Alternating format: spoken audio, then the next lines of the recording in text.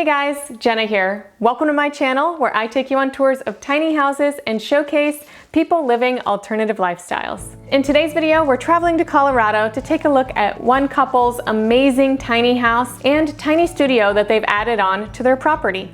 The story of this tiny house goes back several years when they actually built the tiny house off of a kit, traveled around with it for a period of time, then bought a piece of land and crashed it on the way to parking in their forever home.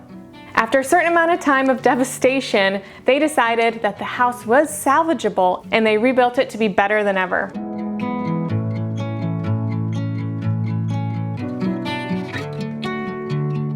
If you like these kind of videos, make sure to subscribe and hit that bell so that you get a notification every time I post a new video. But right now, let's dive right in and hear Lauren and Patrick's story, including their epic journey to finding a forever home, and take a tour of their tiny house.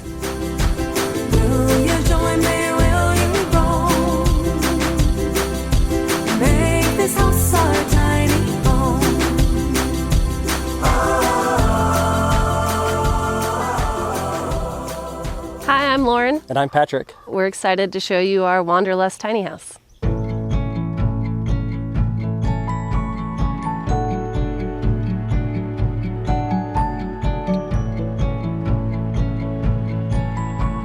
So about 6 years ago, Patrick and I were living in Kansas City, and we were just looking for a change of pace, a change of scenery. We got interested in the tiny house movement. We thought that the tiny house would give us the freedom to travel and then also land somewhere afterwards and have a comfortable place to live that we owned outright.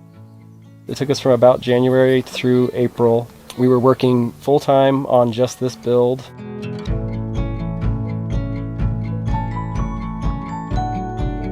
We budgeted $30,000 for the overall build. I think we ended up at around $32,000. After we built the house, we lived in it for about a year and a half.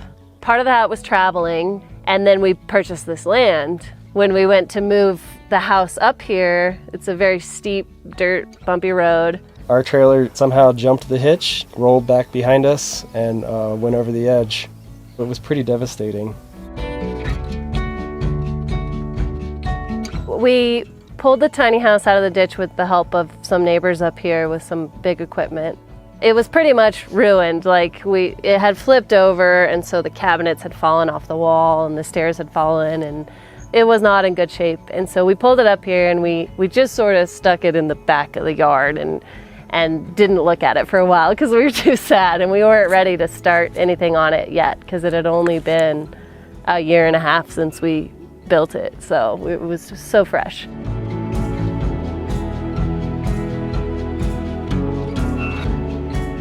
Where we are at now is exactly how we wanted this space to be from the beginning, and that just really works for us.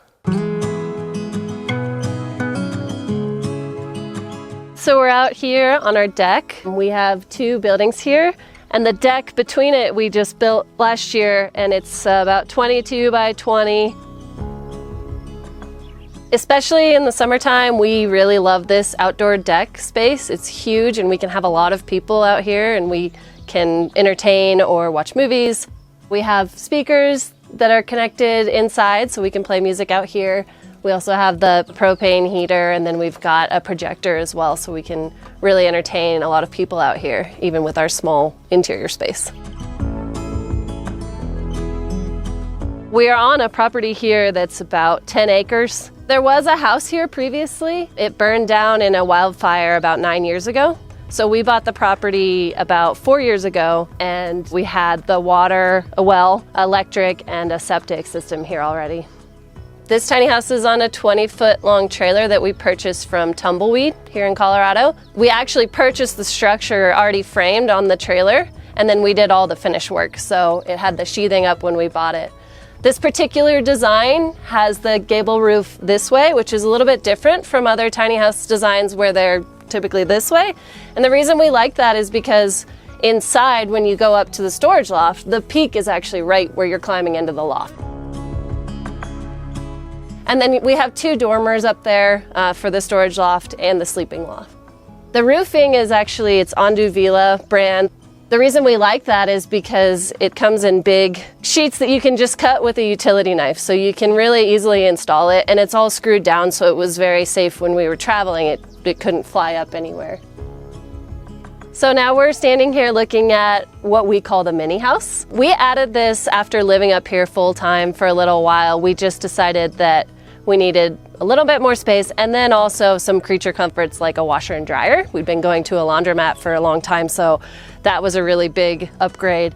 We actually bought this main structure from a local company that makes sheds. And then once it was set here, we added on this extra little room over here. I think it's about 4 feet extra. On the back side of the mini house, we built in a utility room here. This is where all of our incoming utilities come in. So we have our well tank, our water filtration system, including softener, UV, charcoal, and sediment filter. And then the water heater is also in there, propane instant water heater. And then we have the breaker box in there as well. So the electrical and water both come into this room, and then they feed both buildings.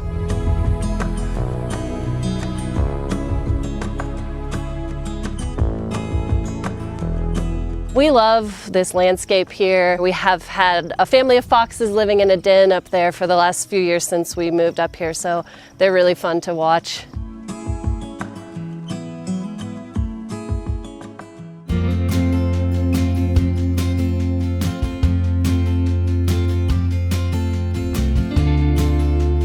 So why don't we go on in, take a look. Welcome to the inside of the Wanderlust tiny house. In this iteration of the build, we went pretty much full kitchen in the main space. We have a 20-foot long trailer. We dedicated, I think, 14 feet of that all to kitchen. And we decided, because we have our other living space, this space could primarily serve as that function.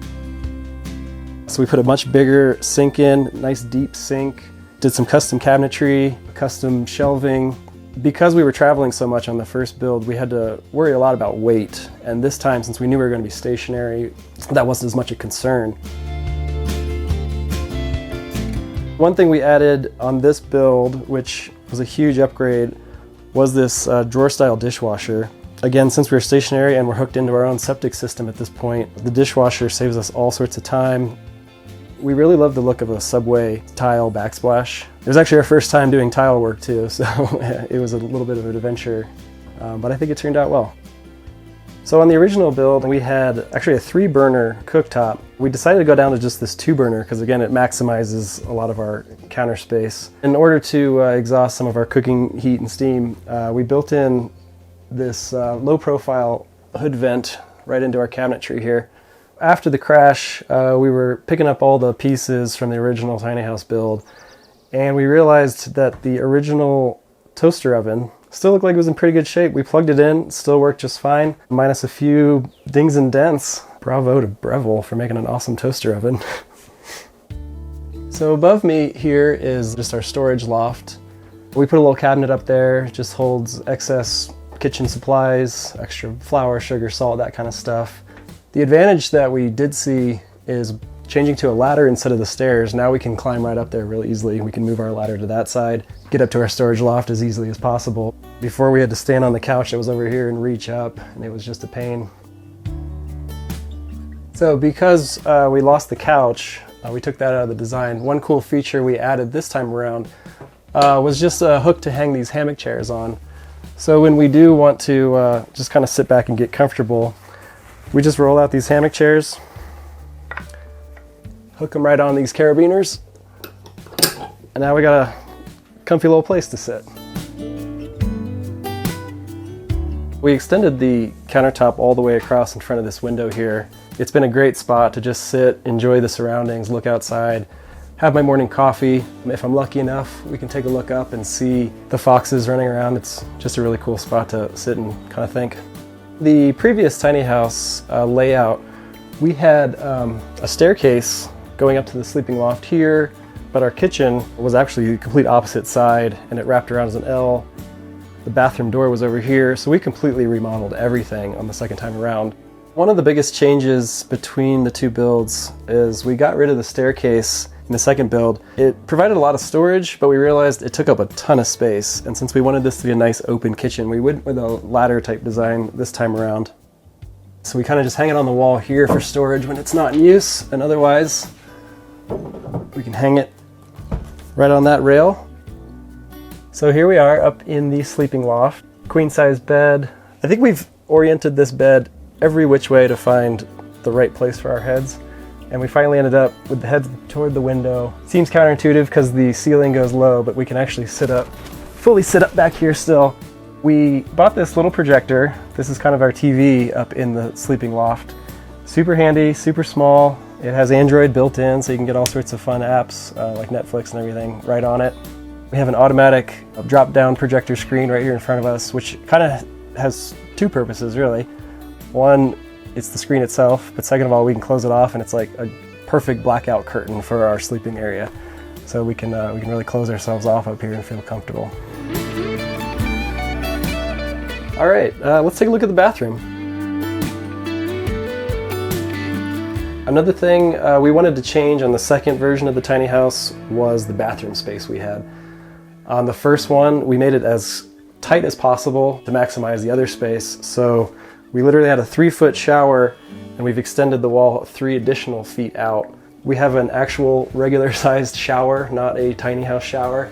And in the previous build, we did do composting toilet because we were traveling so much. We didn't always have a place to hook up to plumbing or septic. But because we bought our own land here with septic already installed, we decided to just go with the traditional toilet. It just felt a little bit more normal in a normal sized bathroom. So let's check out the interior of the mini house. So this is what we call the mini house. We built this after we'd been living up here for about a year, and we were just looking for some space that was better insulated, a little more protection from the wind, and then just a little more room for us to relax. We have a fold-out couch in here. We've got a separate fridge and ice maker just for kind of overflow, a little extra closet space. We also added this home office setup in here. I've been using this recently a couple days a week. I work from home, and so we use the TV as a monitor.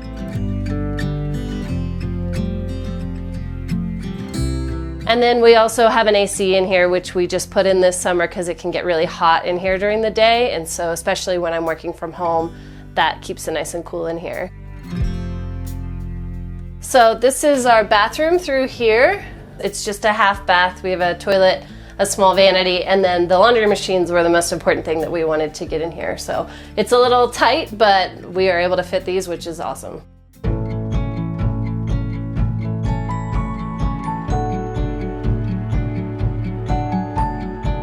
I hope you guys liked this week's video. Make sure to like, share, and subscribe, and I will see you next week with an all-new tiny house or alternative lifestyle video.